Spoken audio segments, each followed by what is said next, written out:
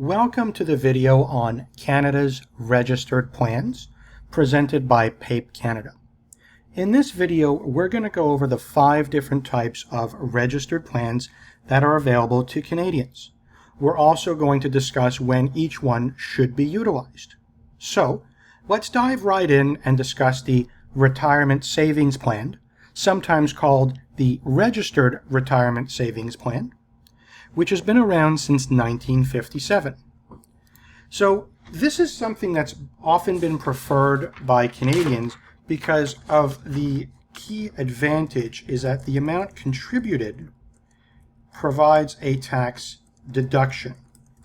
So I'm going to explain what that means. Now, if you're an employee like most Canadians, you get up, you go to work, you earn a certain amount of money. Let's say it's $100,000.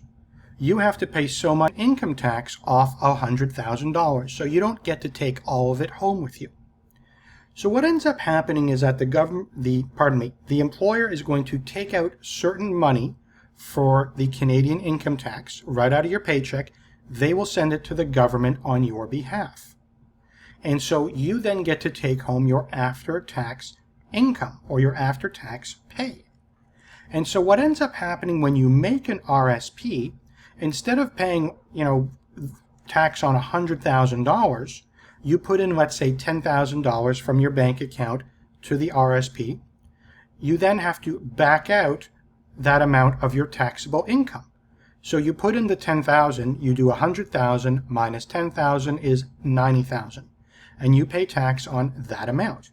So if your employer sent too much money on your behalf to the government, they will issue you a tax refund given that your taxable income is less.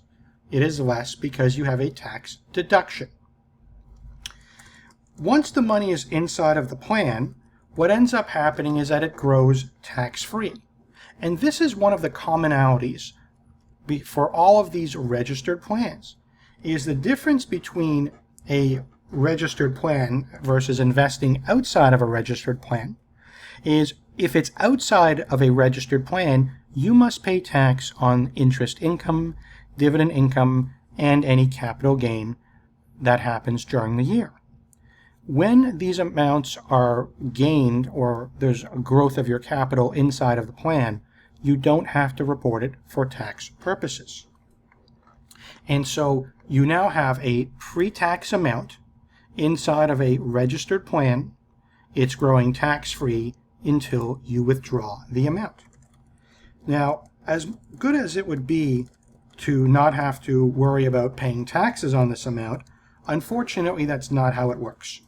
The government gave you a tax savings when the amount was put in. We backed out the taxes payable and we gave the amount back to you. Well, now, when you make the withdrawal, it is taxed as income in the year that it is withdrawn. As long as during retirement, when you make the withdrawals, you're in a lower marginal rate of tax as compared to when you were working and making the deposits, you are better off. When you're in a higher marginal rate of tax in retirement, you are not in any way better off. And so this plan, which used to be used by all Canadians or almost all Canadians that wanted to save money, at least for retirement before 2009, this is something that is not being utilized all that much anymore. It is mainly high income earners that are utilizing the RSP. And the reason for that is because of the introduction of the tax-free savings account in 2009. Now, what ended up happening is that in 2008, at the end of the year, we went into a very bad recession because of the housing crisis. And so a lot of Canadians did lose their job and they were taking money from the RSP and having to pay tax on it. It was a very bad situation. So our finance minister, who at that time was Mr. Jim Flaherty, said we need to have something where Canadians can still invest their money and defer the gains, not have to pay tax on the gains, and it has to be easier. There can't be this big tax impact on the way in and then on the way out.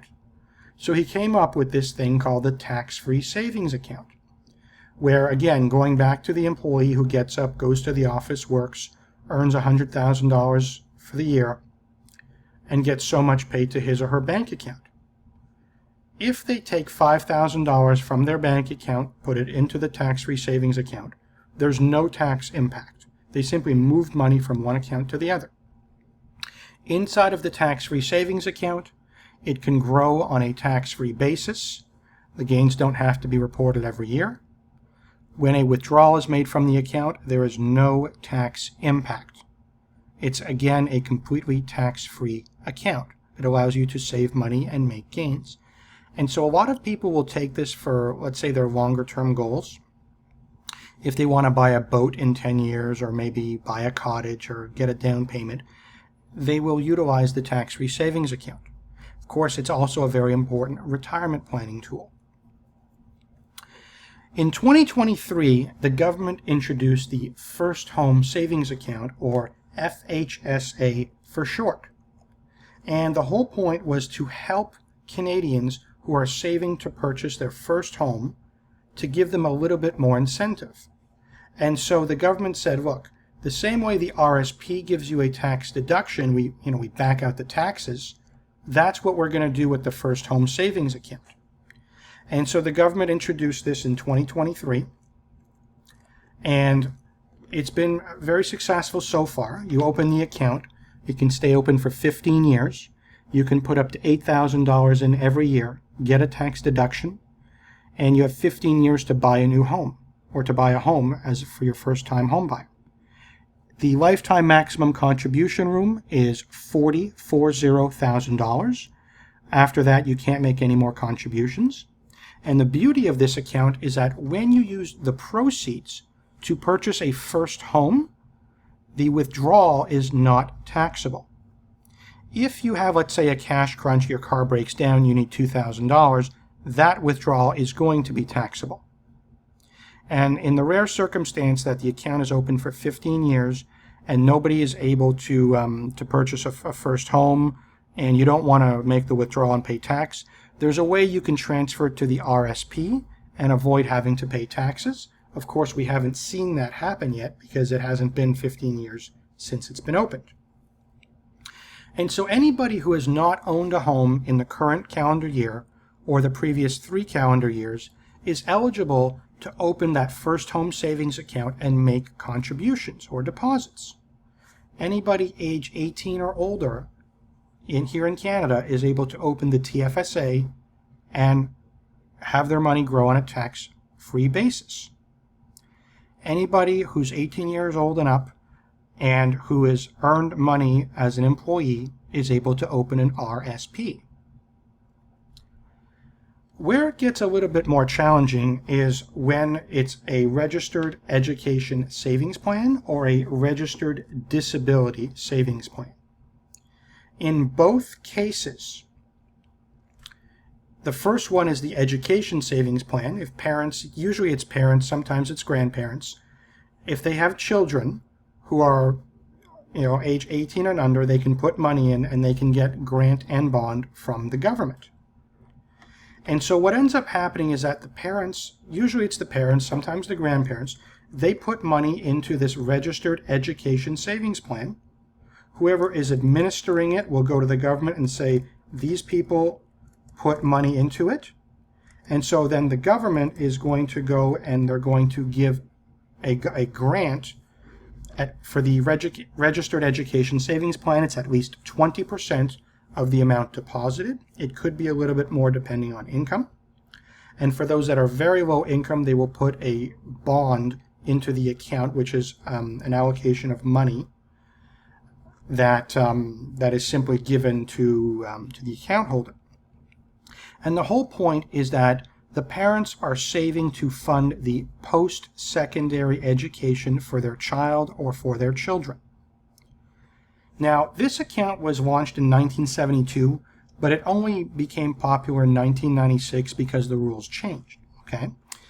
Now, one of those rules is that if the money is not used for post-secondary education, it can be withdrawn, and obviously the parents get their money back.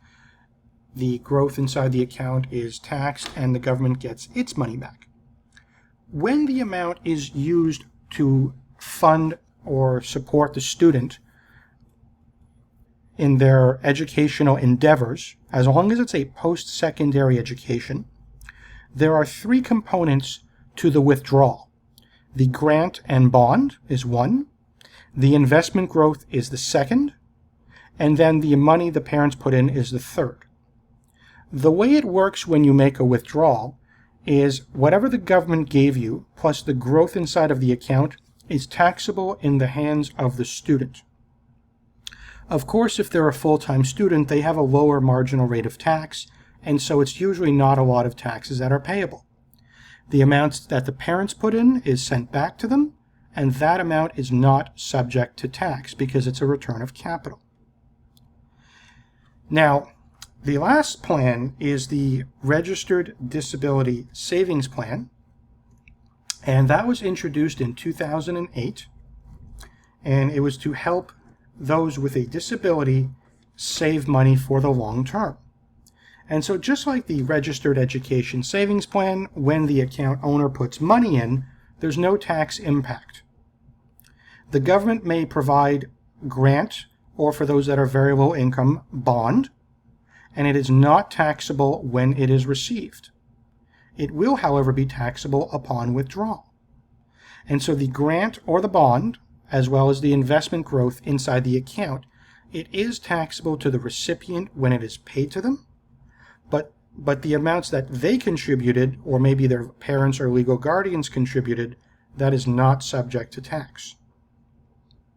So, to summarize this, there are 5 registered plans that are widely used here in Canada.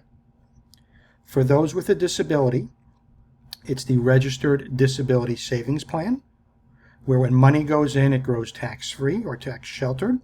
The grant and bond is not taxable until it's withdrawn. The Registered Education Savings Plan is very similar, only it's for students or for children who are eventually going to grow up to go to a post-secondary institution. If they don't go, then additional rules apply. Then there's the First Home Savings Account, which is the most recently introduced plan. It's to help those who want to save money for the first time purchase of a home. They're able to do so with the tax benefit of a tax deduction, and they don't pay tax on the withdrawal if it's used to buy a house or a first home. The tax-free savings account, which is probably one of the best plans and probably the best plan we have on this page. It's available to all those age 18 and above who are here in Canada, who live in Canada. No tax impact for money going in, for the growth, or for money coming out.